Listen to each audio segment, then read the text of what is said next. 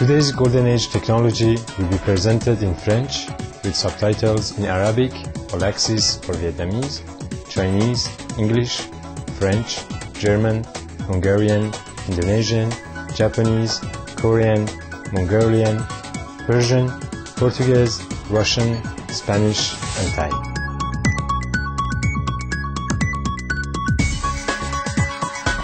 Téléspectateurs éclairés, bonjour et bienvenue dans la technologie de l'âge d'or sur Supreme Master Television.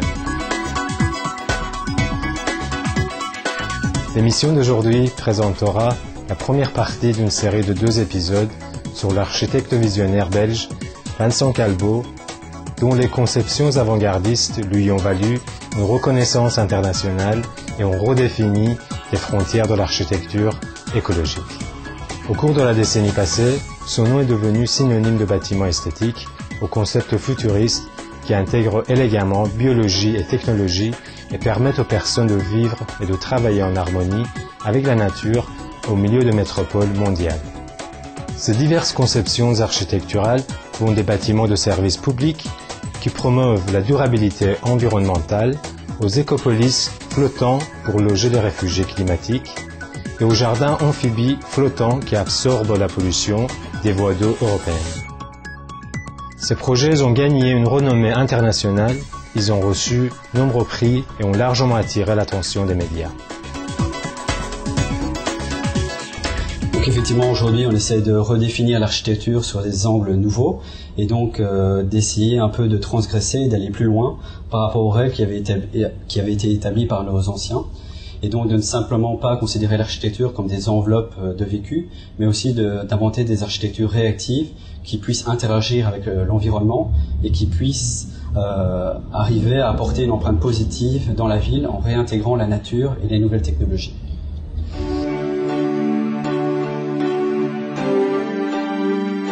M. Calbaut est très conscient de la nécessité pour la société d'évoluer vers une plus grande durabilité, en particulier en cette période très dangereuse pour notre planète où le changement climatique s'accélère et ses effets ont un impact négatif sur des milliards de personnes à travers le monde. Cette prise de conscience se traduit dans ses conceptions architecturales qui s'inscrivent dans les milieux urbains classiques d'aujourd'hui, tout en contribuant de manière constructive à la santé du milieu environnant. Donc on essaye de faire des projets qui sont avant-gardistes mais qui correspondent à la société d'aujourd'hui. Donc aujourd'hui on se trouve un peu à un carrefour de crise entre une économie balbutiante et un nouveau transfert des nouvelles normes écologiques. Et donc on essaye de proposer des architectures qui inventent des nouveaux modes de vie et qui disent voilà, aujourd'hui on vit selon les modes de vie qu'ont connus nos parents et nos grands-parents, mais demain et dès après-demain on pourra vivre de nouvelles façons avec des bâtiments dans lesquels on pourra cultiver son propre jardin, son propre verger, créer sa propre alimentation, qu'on pourra aussi vivre suivant des nouveaux processus nomades sur des villes flottantes, qu'on pourra aussi vivre dans des bâtiments qui soient dépolluants, qui absorbent la pollution générée par le monde d'aujourd'hui, et donc qui soient des architectures à émissions de carbone zéro, qui créent plus d'énergie qu'elles n'en consomment. En 2000, M. Calbaut, alors étudiant à l'Institut Victor Horta à Bruxelles, en Belgique, a remporté le premier prix René Serrure, un prestigieux prix d'architecture pour son projet d'étude. Cette distinction lui a permis de promouvoir son brillant concept de bâtiment au niveau international, comme son idée de ville sous-marine ingénieuse pour 50 000 habitants appelée Elasticity. Donc effectivement j'ai été diplômé en juin 2000, donc il y a presque 10 ans pile, en proposant un concept alternatif pour le musée des arts et civilisations Quai Branly, qui a été construit par l'architecte Jean Nouvel sur les quais de Seine, où en fait au lieu de créer un musée traditionnel avec 90% des réserves qui sont enfouies dans le sol et 10% de la collection qui est exposée en surface, on a proposé de faire un musée où toutes les salles d'exposition étaient sur des bateaux. Et ainsi, on permettait d'extravertir la culture du centre-ville et d'organiser différentes expositions temporaires dans les banlieues et dans toute la France entière en utilisant les voies de transport fluvial comme artères qui viendraient irriguer de culture toute la France et l'Europe.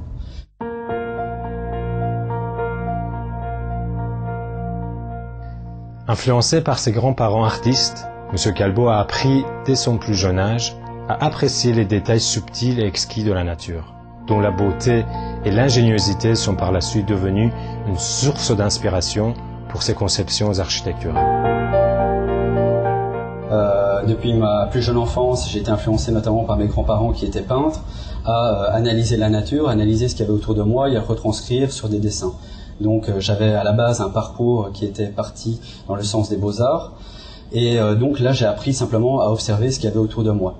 Ensuite, plus tard, après pas mal d'expositions sur le thème du graphisme, en ayant fait mes études d'architecture, j'ai commencé à analyser les structures du vivant et à créer des architectures qualifiées de bioniques, c'est-à-dire qui s'inspirent des structures du vivant pour les retransposer en architecture et en urbanisme à plus grande échelle. M. Calbo cite également des esprits créatifs tels que le célèbre cinéaste Stanley Kubrick et le scientifique informatique et cognitif John McCarthy comme ayant influencé son travail.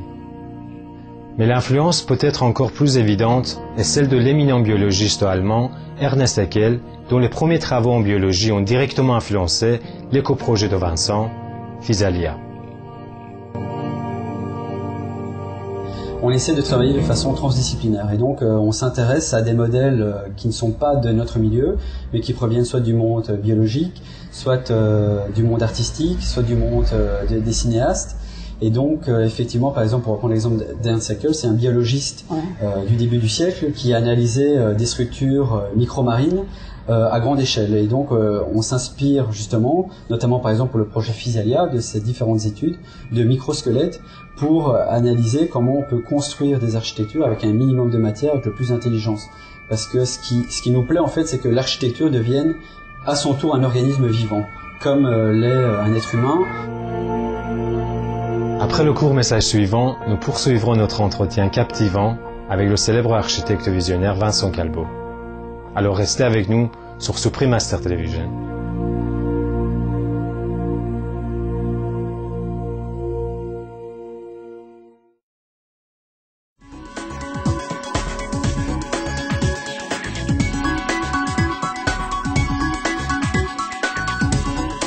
De retour dans Technologie de l'âge d'or, alors que nous continuons notre discussion avec l'architecte avant-gardiste Vincent Calbo. Né en Belgique et résidant actuellement à Paris, en France, Vincent Calbo a créé les conceptions architecturales futuristes destinées à différentes villes à travers le monde. Ses projets les plus récents incluent Anti-Smog, un centre de développement durable conçu pour Paris, Dragonfly, une ferme pour l'agriculture urbaine conçue pour la ville de New York, aux États-Unis, et Physalia, un jardin amphibie flottant pour nettoyer les voies d'eau de l'Europe. Maintenant, il évoque Lilipad, une écopolis flottante pour les réfugiés climatiques et d'autres personnes. Moi, ayant vécu à Bruxelles, ayant vécu en Chine, ayant vécu maintenant et vivant maintenant actuellement à Paris, on s'aperçoit qu'à Paris, il y a une densification de la population de plus en plus forte. Donc les immeubles sont de plus en plus segmentés, les habitations sont de plus en plus petites et les gens donc vivent de plus en plus proches. Ce qu'on reproche souvent au fait de vivre dans la grande ville, c'est qu'on se retrouve plus face à la solitude alors qu'on est plongé dans une densification humaine très forte.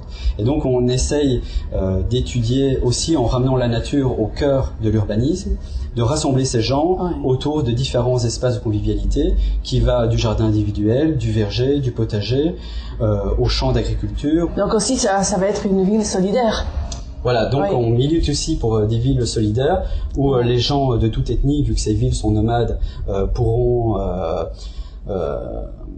venir habiter des gens qui vivent là 3 mois, qui vivent là 1 an, qui sont des réfugiés climatiques, qui sont des gens qui viennent des différentes capitales, qui sont des scientifiques qui étudient le milieu marin, et c'est un peu une ode à la diversité humaine. Ça veut dire un monde sans frontières. Voilà, un monde sans frontières qui soit plus tolérant et qui, en accord avec la nature, en symbiose avec elle, arrive à donc créer des nouveaux modes de vie.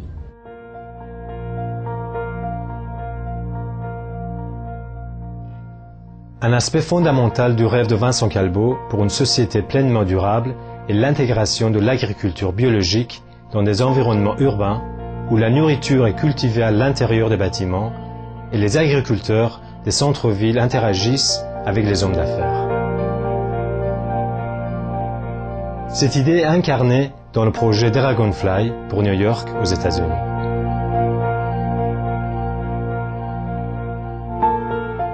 Nous proposons dans ce mouvement de retour à la nature et de la réappropriation du savoir bien manger, de cultiver soi-même ses aliments pour savoir ce qu'on mange. Et donc, où il y aura en fait des coopératives où les agriculteurs viendraient aussi se réapproprier la ville et où on ne rejetterait plus directement les agriculteurs et les fermiers dans les campagnes, mais où on réintégrerait, on réinsufflerait les campagnes dans la ville avec les agriculteurs qui côtoieraient les hommes d'affaires de Manhattan, qui côtoieraient les différentes ethnies multiraciales qui habitent le Queens. Et donc où tout ça essaye de faire des nouveaux métissages ethniques qui est un peu le futur de la ville de demain. Oui.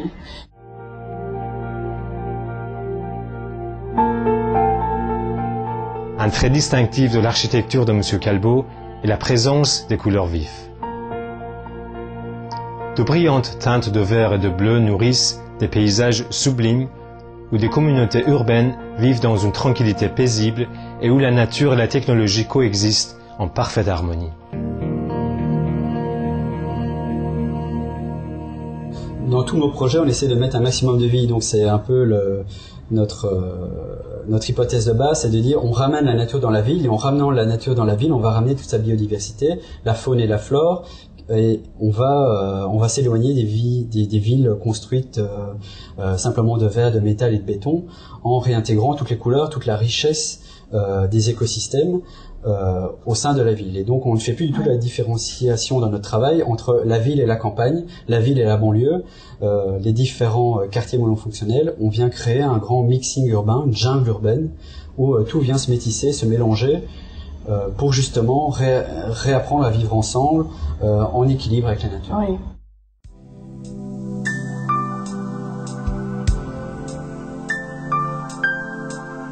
Ce ne sont pas seulement les bâtiments multifonctionnels qui contribuent à une vie paisible dans le monde de Vincent Calbo. Il imagine les habitants des villes interagissant de façon constructive avec ces structures, plutôt que d'être simplement des visiteurs d'un bâtiment.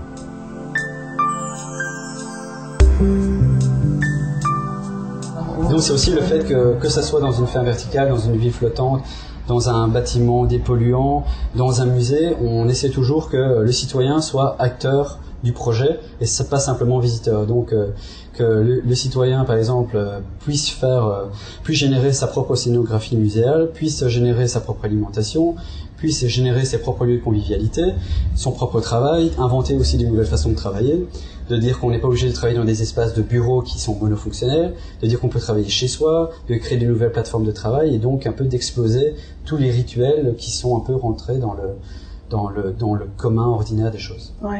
Donc on peut dire aussi que l'architecture pour vous est quelque part un moyen pour changer le monde pour le mieux. Oui, voilà. Donc en fait, nous, c'est vrai que c'est un peu notre art, notre outil de propagande pour dire voilà, on utilise l'architecture pour émettre des idées beaucoup plus larges et pour dépasser les frontières d'une discipline artistique. Merci Vincent Calbo d'avoir partagé votre vision céleste avec le monde. Elle offre un aperçu de l'âge d'or qui nous attend tous. Nous sommes impatients de voir le jour où vos rêves architecturaux deviendront réalité. Pour plus de détails sur Vincent Calbo, veuillez visiter www.vincent.calbo.org. Rendez-vous vendredi prochain dans Technologie de l'âge d'or pour la deuxième partie de notre programme, au cours duquel M. Calbo présentera en détail quelques-unes de ses créations exceptionnelles. Téléspectateurs aimants, merci pour votre compagnie aujourd'hui dans Technologie de l'âge d'or. Dans un instant, sur Supreme Master Television, retrouvez Végétarisme, le mode de vie noble, après nouvelle exception. Que tous les êtres jouissent d'une plus grande harmonie sur notre demeure planétaire chérie. Loving viewers, thank you for your company today on Golden Age Technology. Next up on Supreme Master Television is Vegetarianism, the noble way of living, after noteworthy news. May all beings enjoy ever greater harmony on our cherished planetary home. For more details, please visit www.suprememastertv.com/GAT